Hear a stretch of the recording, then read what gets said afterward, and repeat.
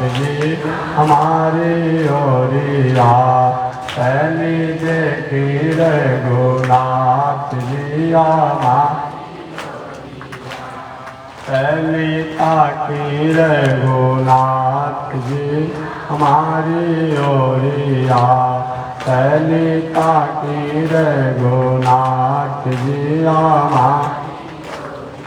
बगसर में आके रहुआ तड़काट मरली बगसर में आके रहुआ तड़काट मर गौतम नारी अहिल्या के तरली गौतम नारी अहिल्या के तन देखी रघुनाथ जी हमारी ओरिया तन देखी रघुनाथ जी हमारी ओरिया तन ताकी रघुनाथ जी हमारी ओरिया तन ताकी रघुनाथ जी हमारी ओरिया श्रीमन नारायण नारायण नारायण श्रीमन नारायण नारायण लक्ष्मी नारायण नारायण नारायण लक्ष्मी नारायण नारायण बोलिए श्री लक्ष्मी नारायण भगवान की अनंताचार्य कृपया वेदांत द्वयपारगम रामकृष्णांग्रि सद्भक्तं विश्वक्सेन मुनिं भजे कासायं यज्ञसूत्रम् शुचिवपुषितता सोर्ध्वपुण्ड्रं च बाले यस्यास्ते दक्षहस्ते कलिकुमतिगिरीन्द्रेन्द्रवज्रं त्रिदण्डं संसाराग्नि प्रशान्त्यै मृतजलममलं दारुपात्रं पवित्रं श्रीविश्वक्सेन सूरे पदकमलयुगं श्रेयसे संश्रयामि लक्ष्मीनाथ समारम्भां नाथयामुनमध्यमाम् अस्मदाचार्यपर्यन्तां वन्दे गुरो परम्पराम् नारायणाय विद्महे वासुदेवाय धीमहि तन्नो विष्णु प्रचोदयात् महालक्ष्म्यै च विद्महे विष्णुपत्न्यै च धीमहि तन्नो लक्ष्मी प्रचोदयात् तन्नो लक्ष्मी प्रचोदयात्। परमाराध्य श्री लक्ष्मी नारायण भगवान नित्य वंदनीय पूज्य गुरुदेव श्री त्रिदंडी स्वामी जी महाराज के जुगल चरणों में कोटिशः नमन। भगवत भागवत आचार्य कैंकर्य पारायण महानुभाव पावन भूमि पर पावन कथा को निवेदन करते हुए पिछले दिन बताया गया था आज से लगभग 50,000 करोड़ वर्ष पहले इस दुनिया में 14 लोक, तीनों लोक और 14 भुवन में एकमात्र भगवान श्रीमन नारायण थे और कोई नहीं। ओम दिव्यो देव एको नारायण न ब्रह्मा न शाला। एकमात्र दिव्य देव अगर कोई था, हैं या रहते हैं या रहेंगे, वह नारायण है। समय से और सभी का कालांतर होता है, परिवर्तन होता है, कमी बेसी होती है, लेकिन नारायण तीनों काल में एक समान रहते हैं। जैसे आभूषण बनने से पहले सोना था, आभूषण बनने से पहले सोना था, आभूषण बनने पर भी सोना रहता है, और आभूषण के बिगड़ जाने पर भी सोना को कहीं गला दिया गया तो सोना ही बचता है, कारीगरी समाप्त हो जाता है। भगवान श्रीमन नारायण ही थे, हैं तो रहते हैं, क्या रहेंगे। ओम दिव्यो देव एको नारायण न ब्रह्मा न शिव। प्रलय अनेक प्रकार की होती है। एक प्रलय होता है, एक महाप्रलय होता है, एक नित्य प्रलय होता है, एक आत्यंतिक प्रलय होता है। ये सब प्रलय है। महाप्रलय जब होता है इसमें कोई नहीं बचता है। लव निमेश परिमाण युग वर्ष कोटि सतचंद्र, भजसिन रे मन राम को कालु जास को दंड। लव निमेश परिमाण युग, भगवान जब महाप्रलय होता है तो सब समाप्त हो जाते हैं, एकमात्र भगवान श्रीमन नारायण बचते हैं। लव निमेश परिमाण युग वर्ष कोटि सतचंद्र, भजसिन रे मन राम को। कहते हे दुनिया में रहने वाले लोग, और किसी चीजों को आप मानते हैं कि नहीं मानते हैं, ये तो अलग की बात है, परंतु मृत्यु को तो सब मानता है। आस्तिक हो तब, नास्तिक हो तब, बालक हो, वृद्ध हो, जीव जंतु सब मानता है। देखिए कोई गाय, बैल, भैंस, बकरा, बकरी, कोई भी जीव जंतु कहीं आपने देखा और डंडा लेकर दौड़िए, क्या करता है ना, भागने लगता है। सर्प दिखाई पड़ा, आप जो भी डंडा लेकर दौड़ते हैं भाग लेता है। मृत्यु से सब भय है। और किसी से किसी को भय है कि नहीं है, ये तो अलग की बात है, लेकिन मृत्यु से सबको भय है। अरे और बात तो छोड़ दीजिए, बाघ हो, सिंह हो, ऐसे भी हिंसक भयावह जीव जो हो, हाथी हो, और जो बड़े बड़े बलशाली और हिंसक जीव हो, कहीं बिजली की तार, अग्नि के लंपट को या लपट को आप लेकर दौड़िए, अपने प्राणों को बचाने के लिए भाग लेते हैं। इसे मालूम पड़ता है। और किसी से किसी को भय है कि नहीं है, वो अलग की बात है, लेकिन मृत्यु से सबको भय है।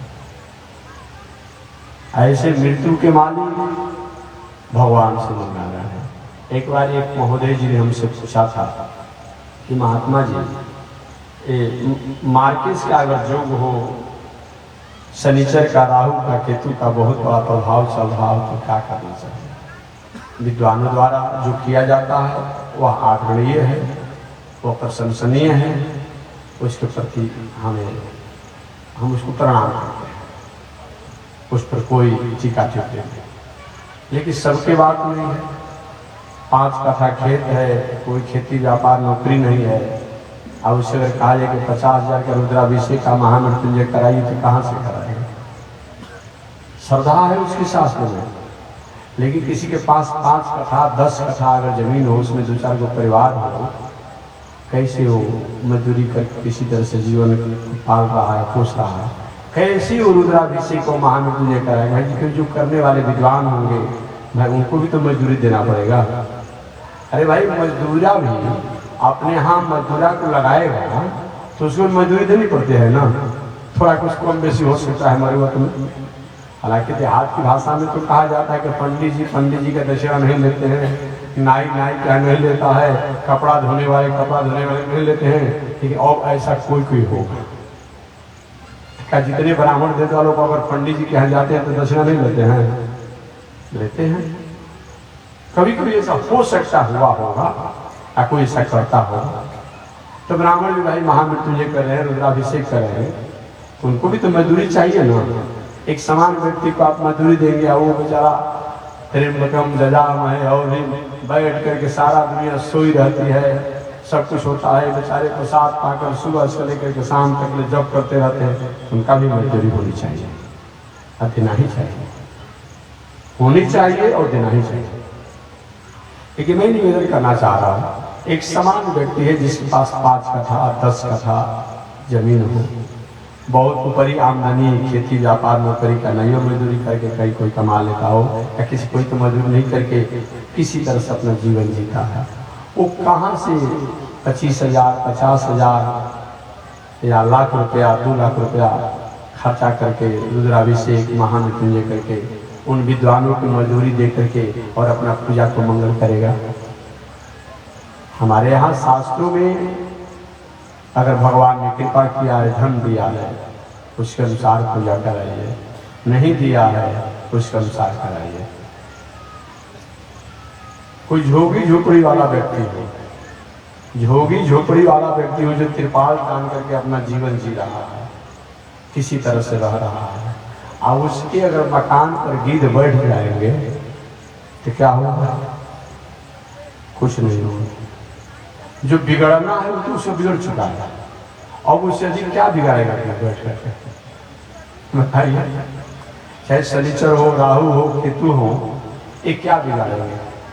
जो बेचारा को बिगड़ना है, सुबह खा रहा है तो शाम को ठिकाना नहीं है, शाम को खा रहा है तो सुबह ठिकाना नहीं, तो जो बिगड़ना है उसका तो बिगड़िए गया, और क्या बिगड़ेगा?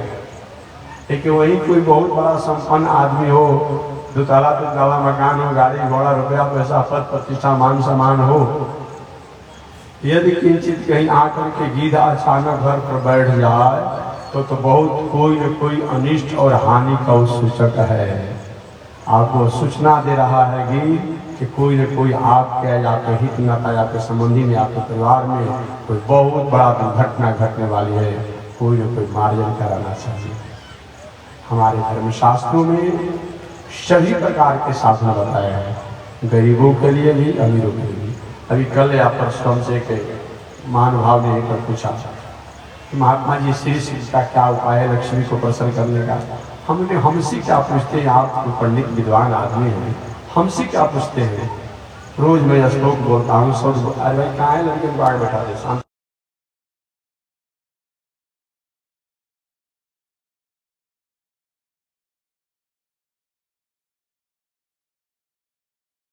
में लिखा हुआ है, ओम जह शुचि प्रेतो भूत्वा जुहियाता जमन्वहम श्रियः पंचदशर्चञ्च श्रीकामः सततम जपेत्। जपेत् यानी पठे, वही लिखा हुआ है। क्या लिखा हुआ है? ओम जह शुचि प्रेतो भूत्वा, पवित्र होकर के। आई सबका अलग अलग नियम धर्म है। अब बाण मार का सिद्धि करना हो, तंत्र मंत्र का सिद्धि करना हो, चाहे लंके रहे बा उघारे रहिए बा, जो उपद्रव करके सिद्धि कीजिए, और उसका अपना एक परिपाटी है। लेकिन वैदिक परंपरा, सनातन परंपरा, पौराणिक परंपरा, ऐतिहासिक परंपरा के शास्त्रों के अगर अनुष्ठान करना है तो इसमें सात्विक वस्त्र होना चाहिए, सात्विक भोजन होना चाहिए, सात्विक विचार होना चाहिए, सात्विक उठन बैठन होना चाहिए। आप तब पूजा पाठ करेंगे तो वह मंगल कारक होगा। तो लिखा हुआ है कि लक्ष्मी को प्रसन्न करने के 2 4 5 उपाय बताए गए हैं। एक उपाय तो है कि अगर भगवान ने कृपा किया है, लक्ष्मी पुत्र अगर आप हैं तो द्वार पर हाथी बांधिए। संभव है आपके जिला में, हर जिला में 2 4 5 हाथी हुआ करते थे, इसलिए पूरी दोनों मौसम है ना, हाथी और रखने। अब गिने चुने आपके शाहबाद पूरे चारों जिला मिला करके गिने चुने 2 4 गो कहीं हाथी होंगे तो बस के बाद में। एक तो सरकार का बहुत बड़ा कानून प्रक्रिया है, दूसरा दाम भी, पहले तो 1000 2000 में हाथी मिल जाता। पहले के पुराने लोग कहते थे कि 4 आना में धोती मिलता था, वो तो 4 आना में सलाई नहीं मिल रहा है, हाँ नमक नहीं मिल रहा है। हम लोग इस दिनचर्या में 2 चीज को सस्ता बताया गया है पहले, सलाई और नमक। ये भी महंगा हो गया। सलाई भी 1 रुपया से कम का नहीं मिल रहा है और नमक भी कम से कम 10-20 रुपया से कम का नहीं मिल रहा है, ये भी महंगा हो गया। तो मैं निवेदन करना चाहता हूँ कि अगर लक्ष्मी पुत्र आप हैं तो हाथी द्वार पर रखिए। हाथ जैसे कि वैदिक ब्राह्मण विद्वानों द्वारा सहस्त्र शीर्षा पुरुष सहस्त्राक्ष हस्त स्वर जो होता है, वाणी का स्वर तो होना चाहिए, हस्त स्वर होता है, इससे लक्ष्मी जी प्रसन्न होती है, ये बताया। उसी प्रकार हाथी को आप कभी देखेंगे सूंड है, अगर ऐसे हाथी सूंड करते रहे आगे पीछे करते रहे तो इससे भी लक्ष्मी की प्रसन्नता होती है। हाथी कभी कभी चिहाड़ करे बोले उससे भी प्रसन्नता होती है। एक बात मैं कहूँ, हाथी को बुलवाने के लिए कितना प्रयास करना पड़ता है तब हाथी आवाज में, और पैसा देकर पिलवान से हम लोग बुलवाते हैं। हमारी माताओं को ये हाथी के समान तुलना किया गया। हाथी माने कहा जाता है कि गज गामिनी, गज के समान चलने वाली। हाल तो बात ठीक है कि बवंडर जैसा घूमते रहे दौड़ते रहे, बात तो अलग की है, लेकिन नहीं इतनी गंभीरता होनी चाहिए। चाल में, मुस्कान में, बोल चाल में बहुत बड़ी गंभीरता होनी चाहिए। गजगामिनी कहा गया है। ऐसा क्यों कहा गया है? हाथी के पैर, हाथी के गले में अगर घंटी न बना जाए तो हाथी आपके बगल से गुजर जाए लेकिन आपको पता नहीं चलेगा। इतना बड़ा विशाल हाथी है लेकिन कितना पैर को दबा कर चलता है कि पता नहीं चलता है। अगर घंटी नहीं बांधा जाए, घुंघरू नहीं बांधा जाए और कुछ सिकर उकर का आवाज न हो तो आपके बगल से कहीं पिलवान लेकर चला जाए आपको पता नहीं चलेगा, और जीव में नहीं, और जीव का आवाज आ जाता है। ठीक उसी प्रकार से माताओं का रहन सहन, चाल चलन हाथी के समान गंभीर होना चाहिए, चंचल नहीं होना चाहिए। इसलिए माताओं को गजगामिनी कहा गया है, माताओं को मृगनयनी कहा गया है। मृगा का नेत्र आप लोग देखे होंगे कितना सुंदर होता है, बड़ा बड़ा आंख होता है, सुंदर होता है मृगा का नेत्र। तो माताओं को मृगनयनी कहा गया है। और भी बहुत प्रकार की बात बताई गई है। मैं अपने प्रसंग पर चलना चाहता हूँ क्योंकि आगे बढ़ सुनाना है। तो लक्ष्मी को प्रसन्न करने के लिए हाथी, अगर हाथी आगे की तरफ झुकती हो, कुछ कुछ हाथियों को देखेंगे आप लोग कि आगे की तरफ झुक रही है, आगे की तरफ, तब तो ठीक है। जो मालिक हाथी रखा है उसका धन का, जन का, पद का, प्रतिष्ठा का विकास होगा, ऐश्वर्य कीर्ति का विकास होगा। और जो हाथी पीछे की तरफ मशक कर रही हो, हमेशा पीछे की तरफ, हमेशा पीछे डोलती हो, तो उस मालिक का धन जन का विनाश होगा। ये हाथी में उपाय बताया गया है। पीछे अगर होता हो तो दोष बताया गया है। तो हाथी रखना चाहिए, सबके बस की बात नहीं है। दूसरा क्या है जो हो रहा है, स्वाहा स्वाहा स्वाहा, ये होना चाहिए, बस की बात है। गांव के गांव लगा हुआ है, 6 महीना से, साल भर से सब लोग सहयोग कर रहे हैं, गांव जिला जवाब तब जब तो है, ये भी तो बस की बात नहीं है। खाने को घी में नहीं मिल रहा है, शुद्ध घी को हवन किया जा रहा है, ये भी कठिन काम है, हमेशा नहीं हो पाएगा, सबसे नहीं हो पाएगा। तो बताए क्या करना चाहिए? हवन करना कठिन काम है, हाथी रखना कठिन काम है। शंखनाद से भी लक्ष्मी जी प्रसन्न होती है, शंकर करने से। लेकिन एक बात हमेशा मैं बताता हूँ, जिस शंख को आप पूजा करिए उस शंख को बजाइए मत, और जिस शंख को आप बजाते हैं उसको पूजा मत कीजिए। ये देहात में क्या परंपरा है, उसी को पूजा करते हैं, उसी को बजाते हैं। शंख से भी लक्ष्मी जी, शंखनाद से भी, और शंख पूजन से भी लक्ष्मी की प्रसन्नता है। चलिए आगे बढ़िए। आगे बताया गया है कि और कुछ नहीं, बहुत से संत महात्मा को देखेंगे कि रोज हवन करते हैं, ठीक है, अरे कोई बात नहीं, ये भी सबके लिए नहीं है। तो अंत में वेद में श्री सूक्त में कहा गया, ओम जह शुचि प्रयतो भूत्वा जुहियादाज मन्व। जुहियादाज हवन करने से, घी से हवन करिए, अन्य तो हवनीय पदार्थ जो है उनसे हवन करिए। ये अगर नहीं संभव है, ओम जय शुचि प्रेतो भूत्वा जुहियादाज मन्वहं श्रियः पंचदशर्चन च श्री काम सततम जपे। श्री सूक्ष्म सूरा मंत्र है, तो 16वां मंत्र जो है ये क्या है? फलादेश है। ये पाठ करने का चीज है, ये फलादेश है। श्रिय पंचदशर्चन च, ये 15 ऋचा का पाठ होना चाहिए। तो 15 गो श्री सूक्ष्म में जो मंत्र है, ओम हिरण्यवर्णाम हिरण्यम इत्यादि, इस मंत्रों का रोज पाठ कीजिए। लेकिन पाठ वेद का मंत्र है, अशुद्ध होने पर गड़बड़ हो जाएगा। एक बार एक सज्जन पुरुष की पत्नी का तबीयत खराब था। एक महाराज जी कुछ उपाय बता दिए पूजा पाठ। विद्वान ब्राह्मण ने बताया कि भाई दुर्गा सप्तशती का पाठ करिए।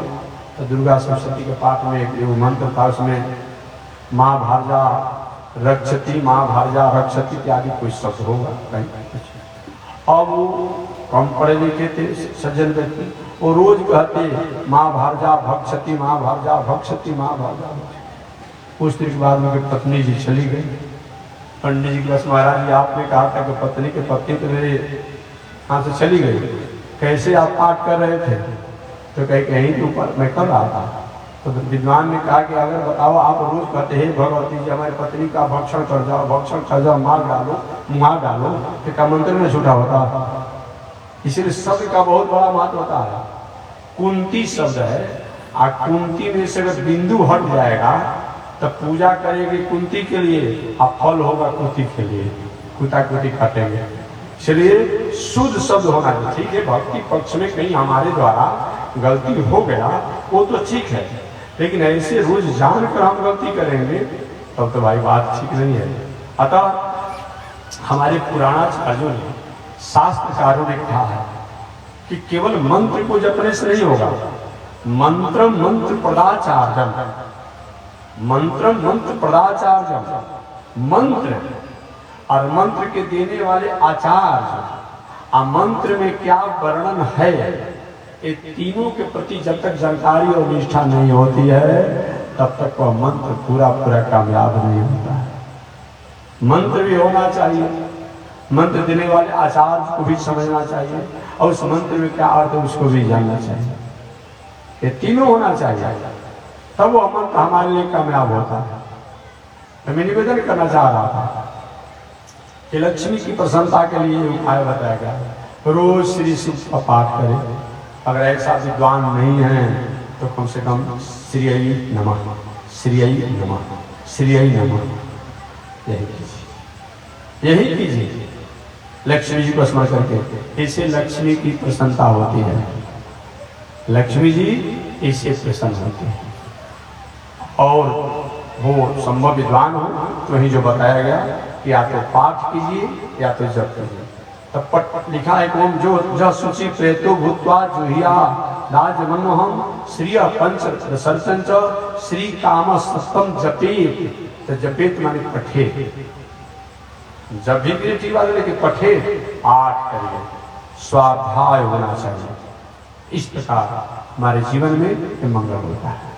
तो मैं निवेदन करना चाहता हूँ, भगवान श्रीमन नारायण ही इस दुनिया के नियामक हैं, नियंत्रक हैं। आज से 50,000 करोड़ वर्ष पहले भगवान श्रीमन नारायण इस दुनिया में अकेले आए। बाद में लक्ष्मी जी आई। लक्ष्मी जी के आग्रह पर भगवान श्रीमन नारायण ने अपने नाभि से कमल, और कमल के द्वारा ब्रह्मा जी प्रकट हुए। ब्रह्मा जी को भगवान श्रीमन नारायण ने आज्ञा दिया, और ब्रह्मा जी ने सृष्टि का विस्तार किया। ब्रह्मा जी की सृष्टि में सनक, सनंदन, सनातन, सनत कुमार ये चारों भाई हुए, और ये बाल ब्रह्मचारी बन गए, विवाह किए। बाद में कर्दम ऋषि, मरीचि ऋषि, अत्रि ऋषि, पुर ऋषि, अंगिरा ऋषि, भृगु ऋषि, वशिष्ठ ऋषि, नारद जी हुए। धर्म भी ब्रह्मा द्वारा हुआ, अधर्म भी ब्रह्मा द्वारा हुआ।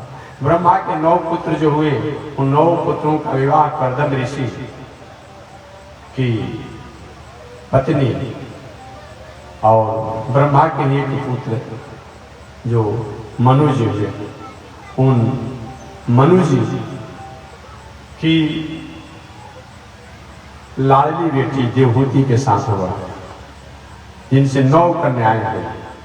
उन 9 कर्दम ऋषि के 9 कन्याएं माने भगवान कपिल देव की 9 बहनों का विवाह ब्रह्मा जी के 9 ऋषियों के साथ हुआ, जिसमें मरीचि ऋषि, अत्रि ऋषि, पुला ऋषि, कर्तु ऋषि, भृगु ऋषि, वशिष्ठ ऋषि, अंगिरा ऋषि का नाम आता है। तो मरीचि ऋषि के ही पुत्र कश्यप ऋषि हैं और कश्यप ऋषि द्वारा दुनिया में इतना बड़ा विस्तार हुआ, इतना बड़ा विस्तार हुआ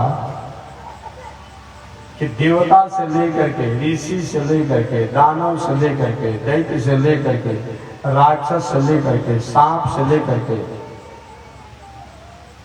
पंछी से लेकर के, सब कश्यप ऋषि का ही बेटा है, सब इन्हीं के पुत्र हैं। सृष्टि में जितना अधिक सहयोग कश्यप ऋषि का है और किसी का नहीं। कश्यप ऋषि के द्वारा और कश्यप ऋषि के ही तो कुल खानदान में भगवान श्री राम को भी आना हुआ, जो सूर्य वंश कहा गया। कश्यप ऋषि के खानदान में सूर्यदेव हुए, बहुत बड़ा विस्तार हुआ। ब्रह्मा जी के दूसरे पुत्र का नाम था अत्रि। अत्रि द्वारा आपने जाना ही कि अत्रि ऋषि के 3 पुत्र हुए, देवताओं के सत संकल्प से ऋषभदेव ही नहीं, गलती दत्तात्रेय जी, दुर्वासा जी और सोम चंद्रमा। भगवान नारायण कल कथा विस्तार से बता चुका है। भगवान श्रीमन नारायण के अंश से दत्तात्रेय जी हुए, शंकर जी के अंश से दुर्वासा जी हुए और ब्रह्मा के अंश से सोम चंद्रमा हुए। अत्रि ऋषि के वंश में जो सोम हुए, चंद्रमा हुए, इन चंद्रमा से चंद्र वंश चला। ऐसी चंद्र वंश में भगवान श्री कृष्ण भी आया, भगवान श्री कृष्ण भी आया। आगे और भी बड़े बड़े संत महात्मा ऋषि इस वंश को बनाया। तो मरीचि ऋषि, अत्रि ऋषि, पुला ऋषि, पुला ऋषि से भी बहुत बड़ा वंश का विस्तार हुआ। कर्तु, भृगु, वशिष्ठ, भृगु ऋषि की वंश परंपरा में बृहस्पति जी और शुक्राचार्य, इसी वंश परंपरा में मृकंड ऋषि हुए। मृकंड ऋषि के वंश परंपरा में मार्कंड ऋषि हुए। तो मरीचि ऋषि, अत्रि ऋषि, पुला ऋषि, कर्तु ऋषि, भृगु ऋषि, वशिष्ठ ऋषि के ही तो वंश परंपरा में वशिष्ठ ऋषि के पुत्र शक्ति शक्ति हुए और शक्ति के पराशर, पराशर के व्यास और व्यास के शक्ति। यही वंश परंपरा आगे चल। आगे इसी वंश परंपरा में नारद जी जो बाल ब्रह्मचारी वंश से बोले। ये सब सृष्टि होने के बाद में ब्रह्मा जी के मन में थोड़ा सा और सृष्टि का विस्तार होता था। अच्छा, ब्रह्मा जी ने अपने वंशज कश्यप ऋषि से कहा, आप सृष्टि में और सहयोगी हुए और सृष्टि का विस्तार कीजिए। कश्यप ऋषि ने समय पाकर के कश्यप ऋषि के पुत्र जो सूर्य है, उन सूर्य का प्रथम विवाह विश्वकर्मा की पुत्री, जो देवताओं के विश्वकर्मा है, जिनका नाम त्वष्टा नाम का विश्वकर्मा है, विश्वकर्मा की पुत्री संज्ञा के साथ हुआ। सूर्य और विश्वकर्मा की पुत्री संज्ञा, इन दोनों की मर्यादा से सूर्य देव के 2 पुत्र हुए और 1 पुत्री हुई। सूर्य की प्रथम पत्नी के 2 पुत्र हुए, उनके नाम पड़ा जमराज। क्या नाम पड़ा? जमराज, जो जम के नामों से जाने जाते हैं। और एक बेटी हुई जिसका नाम पड़ा जमी, जो बाद में जमुना बन गए, और एक और पुत्र हुए सूर्य के, जिनका नाम पड़ा सत्यव्रत, श्राद्ध देव, वैवस्वत मनु। यही सत्यव्रत, श्राद्ध देव, वैवस्वत मनु के मन में इच्छा हुई कि भगवान के महाप्रलय की घटना को देखना चाहिए। तो ही भगवान ने नहीं महाप्रलय होने पर भी अपनी महाप्रलय की माया को सत्यव्रत, श्राद्ध देव, वैवस्वत मनु को दिखाया ही दिखाया। इसे मार्कंडेय जी अनुभव करके बताया। तो सूर्य के प्रथम पत्नी संज्ञा से सत्यव्रत, श्राद्ध देव, वैवस्वत मनु हुए। जम हुए जो जमराज कहलाया, जमी हुई जो अगले जन्म में जमुना बने। देखिए विवाह शादी थोड़ा अपने मैच में कीजिए। 19-20 तो बात ठीक है, लेकिन कोई 5 हो या कोई 500 हो, इस रेस में अगर विवाह करेंगे ना, चाहे लड़का का हो तो चाहे लड़की का हो तो, अगर लड़की पक्ष कहीं धनी होगा, पद प्रतिष्ठा मान सम्मान में बहुत ऊंचाई पर होगा, 500 के रेस में होगा, और लड़का पक्ष कहीं 5% के रेस में होगा, तो हमेशा लड़की है कि तुम्हारी जैसे तो मेरे घर 10 नौकर है, अपने पति को ही सुलाना बोलेंगे।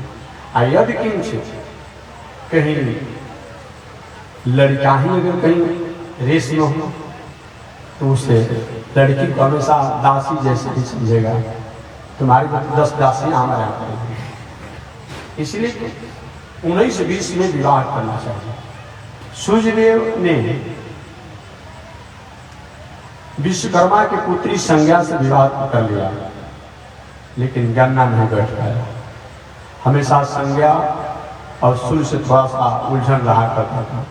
पुत्र तो हो गए। एक दिन संज्ञा ने अपने पिता के यहाँ खबर भेजा कि पिताजी मैं अपने पति के साथ नहीं रह पाऊंगा, या तो मैं सुसाइड होकर के मर जाऊंगी, या तो आपके पास मैं भाग करके आऊंगी, या और कहीं जंगल में जाकर जीवन को गुजारा करूंगी। मेरा कोई समाधान होना चाहिए। विश्वकर्मा जी की क्या बात है, क्योंकि सूर्य के तेज को मैं बर्दाश्त नहीं कर पा रहा हूँ, आप उपाय कीजिए। विश्वकर्मा जी अच्छा ठीक है, इसका समाधान करेंगे। आए नहीं। एक दिन 3 पुत्रों की माता होने के बाद में सूर्य की पत्नी संज्ञा सूर्य को छोड़ करके और अपने शक्ति द्वारा एक नारी को प्रकट करके और जंगल में जाकर के घोड़ी का रूप बना करके और जीवन जीने लगे। सूर्य दूसरी जो संज्ञा है छाया रूप में एक स्वरूप में थी, उस छाया पत्नी से भी 3 संतान को जन्म दिया। सावर्णी मनु, शनिचर और एक ताप्ती, जो बाद में ताप्ती नदी बनेगी। ये सूर्य के पुत्र है शनिचर, लेकिन बाप बेटा में पड़ता नहीं है। आपने कथा सुना हो, नहीं पड़ता है। अभी परसाला कर तो राजा कौन थे तो मंत्री कौन थे तो पट ही नहीं रहा था। इस बार तो शायद दोनों सूर्य है, क्या तो राजा मंत्री दोनों यही संभाले हैं कार्य का, तो अभी हम बहुत देखे नहीं है, ये शायद विद्वान लोग समझेंगे, दोनों काल संभाले हुए। लेकिन इससे पहले जो बहुत अच्छा नहीं था। तो सूर्य की प्रथम पत्नी से सत्यव्रत, श्राद्ध देव, वैवस्वत मनु, जमराज और जमी। सूर्य की दूसरी पत्नी छाया से सावर्णी मनु, शनिचर और ताप्ती। सूर्य की तीसरी पत्नी जो घोड़ी के रूप में रहती थी, उससे भी 2 पुत्र हुए जो अश्विनी कुमार के नामों से जाने। समय बीतते चला गया। इधर सूर्य के प्रथम पुत्र जो सत्यव्रत, श्राद्ध देव, वैवस्वत मनु। सूर्य देव के प्रथम पुत्र सत्यव्रत, श्राद्ध देव ये कश्यप ऋषि के वंशज है। तो कश्यप ऋषि के वंशज सूर्य के पुत्र जो सत्यव्रत, श्राद्ध देव, वैवस्वत मनु है, इन्होंने विवाह किया। बहुत दिनों तक विवाह करने के बाद भी कोई संतान नहीं हुआ। कोई जब संतान नहीं हुआ तो एक बार विद्वानों को वशिष्ठ जी को बुलाया गया, संत महात्मा को बुलाया, महाराज कृपा किया जाए।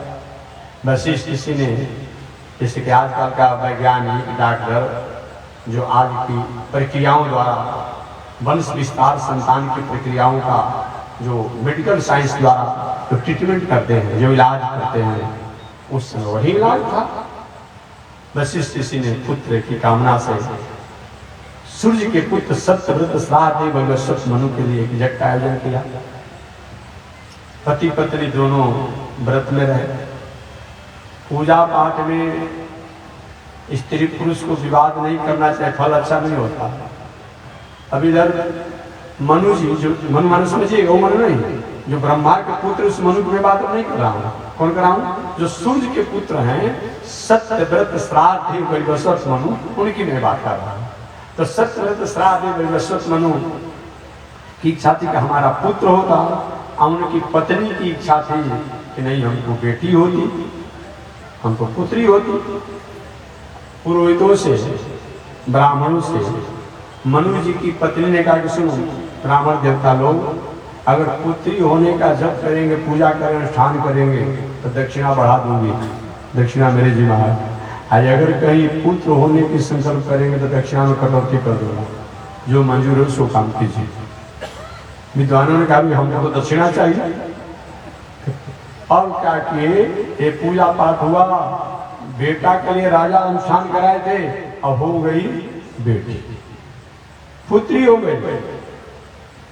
अब मनु जी ने वशिष्ठ जी से पूछा, गुरु जी हमने इतना खर्चा किया कि हमको पुत्र होना चाहिए, अब पुत्री हो गई, ये सब होता तो नहीं है, पता लगाते हैं। और ब्राह्मणों से, होताओं से पूछा गया भैया ऐसा कैसा अलग फल हो गया, उल्टा कैसे फल हो गया? महाराज रानी साहिबा ने कहा कैसा नहीं करोगे तो ठीक नहीं होगा, तो हम लोग रानी साहिबा के वचन में आगे काम करते हैं। वशिष्ठ जी आप ही के घर में विवाह है तो हम क्या करें? नहीं गुरु जी ऐसे नहीं चलेगा, आपको हमारे बेटी को बेटा बनाना ही पड़ेगा। देखो हम कैसे बना देंगे भाई? अभी हालांकि इस पर भी मेडिकल साइंस काम कर रहा है, कुछ चीजों पर, कभी एक चीजों पर तो मेडिकल साइंस और काम कर रहा है, लेकिन अभी एक आत्मा के बारे में, प्राण के बारे में, कितना सुंदर घर बनाया जाता है, दलान बनाया जाता है, मकान बनाया जाता है, सोना चांदी आभूषण से शरीर ढका रहता है, गाड़ी घोड़ा